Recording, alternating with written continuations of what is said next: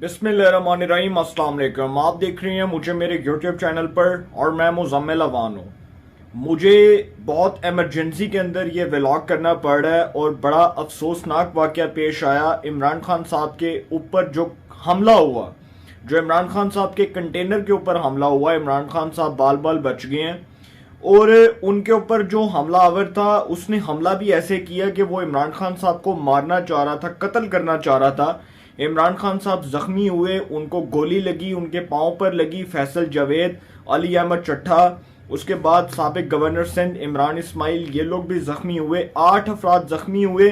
एक शख्स जो है वो जाम बहक हुआ, एक शख्स शहीद हो गया। और ये जो लॉन्ग मार्च था इसके ऊपर ये जो हमला हुआ ये वजीराबाद के अंदर हुआ और बड़ा अफसोसनाक वाक़या है। जितनी भी मजम्मत की जाए, शदीद अल्फाज में मजम्मत की जाए, कम है। मैं ये एक्सपेक्ट नहीं कर रहा था, लेकिन यकीनी तौर पर जो मैंने इंटरव्यू सुना फैसल वाडा साहब का, जिसमें ये बात की जा रही थी कि जो लॉन्ग मार्च है वो खून रेजी उसमें हो सकती है, खून रेजी वाला होगा।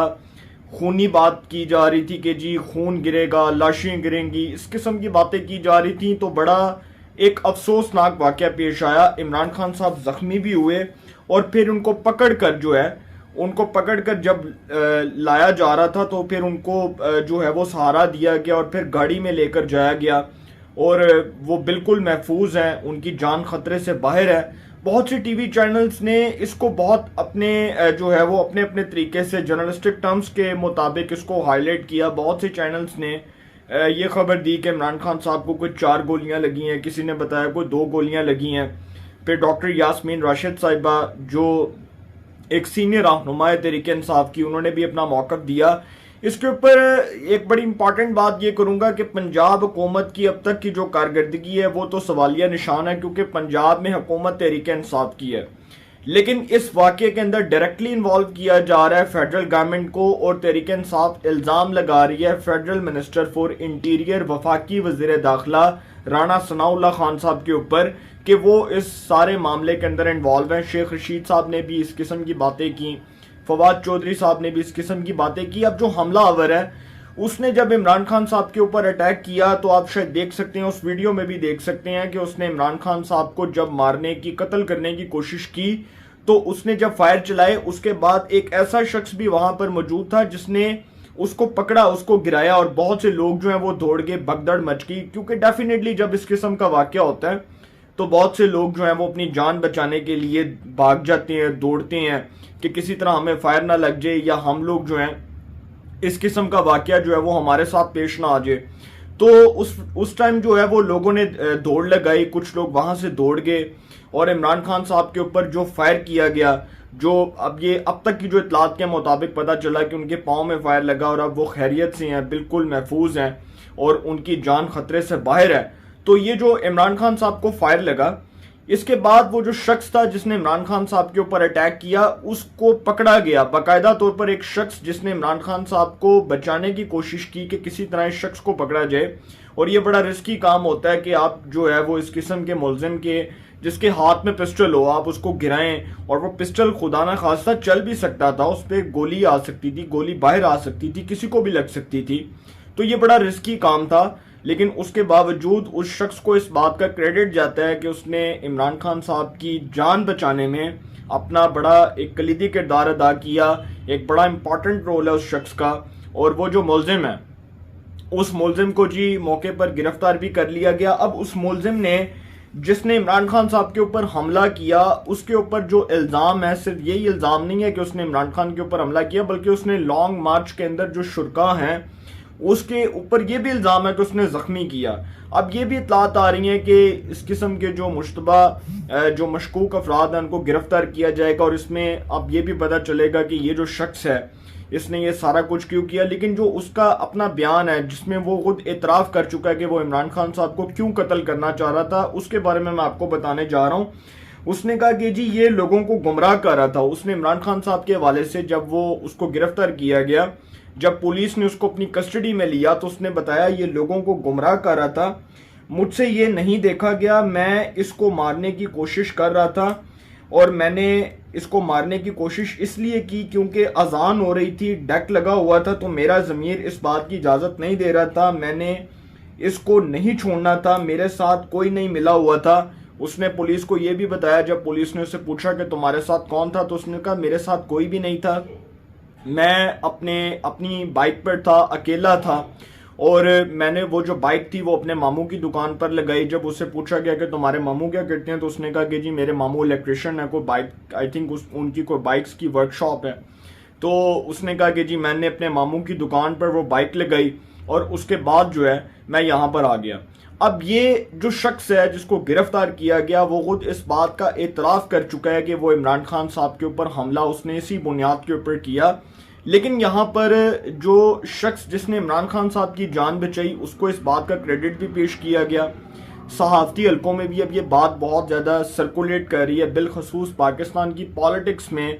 अब ये जो चहमगोइयाँ हो रही थी लॉन्ग मार्च के हवाले से, अब ये इस हवाले से जो खबरें हैं वो तेज़ हो चुकी हैं, और पंजाब हुकूमत जो है उसकी कारकर्दगी के ऊपर जी सवालिया निशान लग चुका है कि परवेज़ इलाही साहब जो इस वक्त पंजाब के चीफ मिनिस्टर हैं, क्या वो इस बात से लाइलम थे कि इमरान खान साहब की जो सिक्योरिटी है उस हवाले से बहुत से तहफ़्फ़ुज़ात हैं। क्योंकि 2 दिन पहले ये बात बताई गई थी कि इमरान खान साहब की सिक्योरिटी के हवाले से कुछ तहफ़्फ़ुज़ात हैं, और इमरान खान साहब की जो सिक्योरिटी है उस हवाले से क्लियरेंस होनी चाहिए, उनको सिक्योरिटी क्लियरेंस मिलनी चाहिए। क्योंकि इतना आसान नहीं होता। अपने मोहतरमा शहीद बेनज़ीर भुट्टो साहिबा का इंसिडेंट भी देखा था, और उसमें भी बिल्कुल ऐसे ही हुआ था कि मोहतरमा शहीद बेनज़ीर भुट्टो साहिबा जब वो खड़ी थी, स्टेज पर खड़ी थी, तो उनको फायर कर दिया गया, उनको शहीद कर दिया गया, और आज तक उस केस की तहकीकात नहीं हो सकी। मैं हैरान हूँ वैसे पाकिस्तान के ये जो है वो कानूनी निज़ाम के ऊपर, और पाकिस्तान में इस वक्त जो आप समझ लें कि जो पुलिस की कार्रवाई है, और उसके बाद जिस किस्म की कार्रवाई हुई 2007 में मोहतरमा शहीद बेनज़ीर भुट्टो साहिबा जो पाकिस्तान की साबिक वज़ीर-ए-आज़म भी रहीं, उनको जिस तरह बेदर्दी से शहीद किया गया, आज तक पाकिस्तान में इसका कोई सुराख नहीं मिल सका, कोई तहकीकात नहीं हो सकी। कहाँ गया वो केस, किसी को कोई इल्म नहीं है, कोई पता नहीं है। लेकिन जो पंजाब हुकूमत की कारकर्दगी है उसके ऊपर सर सवालिया निशान है। बेशक अब आप फेडरल को इल्ज़ाम दें, बेशक अब आप वफाकी वज़ीर दाखिला उसके राणा सनाउल्लाह साहब के ऊपर इल्ज़ाम लगाएं, और फिर आप कहेंगे जी इसमें हुकूमत इन्वॉल्व थी। तो सर पंजाब में तो हुकूमत तहरीक इंसाफ की है, तहरीक इंसाफ कॉलिशन में नहीं है, तहरीक इंसाफ के साथ परवेज़ इलाही साहब कॉलिशन में है, वो इत्तेहाद में है, और वो 10 सीटों के बावजूद वो पंजाब के चीफ मिनिस्टर हैं।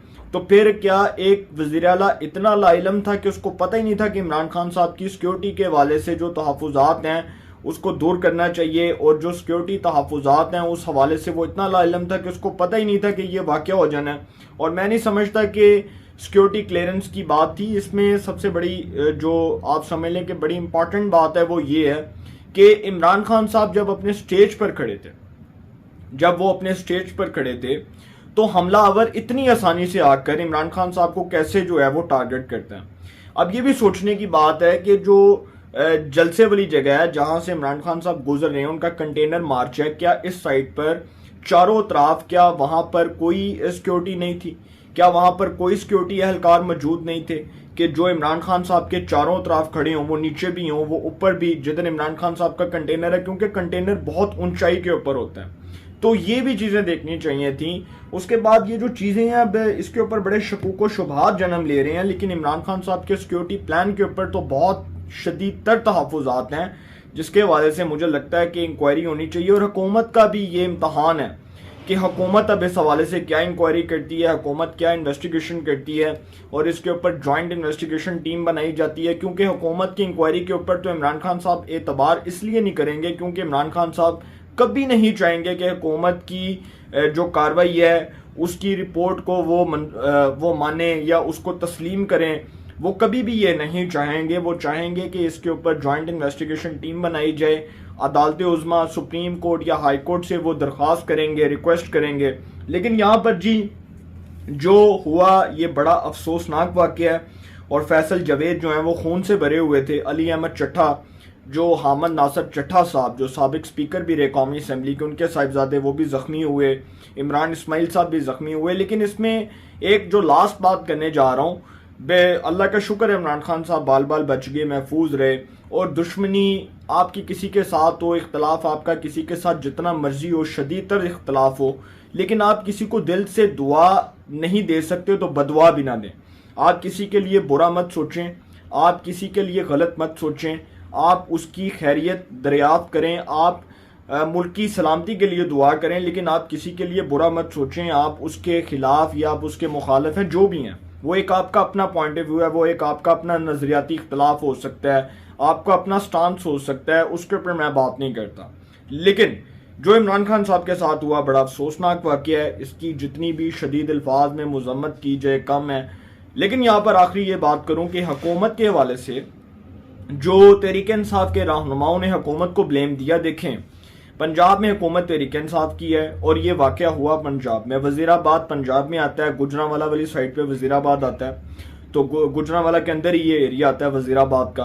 तो इस हवाले से मेरा ख्याल है कि ब्लेम गेम नहीं होनी चाहिए, इल्ज़ामात एक दूसरे पर नहीं लगाने चाहिए। फवाद चौधरी साहब ने जो स्टेटमेंट्स दिए बहुत अफसोसनाक स्टेटमेंट्स हैं कि राणा सनाउल्लाह के घर का हम घेराव करेंगे, उसका मुहासरा कर लेंगे। सर, अब आप जिस किस्म के स्टेटमेंट्स दे रहे हैं, जिस किस्म की आप बातें कर रहे हैं, इस किस्म की बातें आपको जेब नहीं देती। कैसा वाकया हुआ, एक अफसोसनाक वाकया हो गया, मुलजिम पकड़ा गया, उससे इंटरोगेशन, उससे तफ्तीश का अमल जारी रहेगा, उसके बाद पता चल सकेगा कि क्या क्या चीज़ें हकाइक के तौर पर कौम के सामने आती हैं। इन्वेस्टिगेशन का प्रोसेस स्टार्ट होगा, पुलिस इंटरोगेशन के मुताबिक काम करेगी, उसके बाद वो हतमी रिपोर्ट अदालत में जाएगी, अदालत सदा तजवीज़ करेगी। तो इस मामले को कॉन्ट्रोवर्शियल ना बनाएं। और आखिर में यही बात करूंगा कि ये जो वाकया बड़ा अफसोसनाक है, इमरान खान साहब के पाँव पर चोट आई, इमरान खान साहब के सिक्योरिटी के हवाले से जो तहफ़्फ़ुज़ात हैं उसको दूर करना चाहिए, वो क्लियर होने चाहिए, सिक्योरिटी क्लियरेंस मिलनी चाहिए उनको।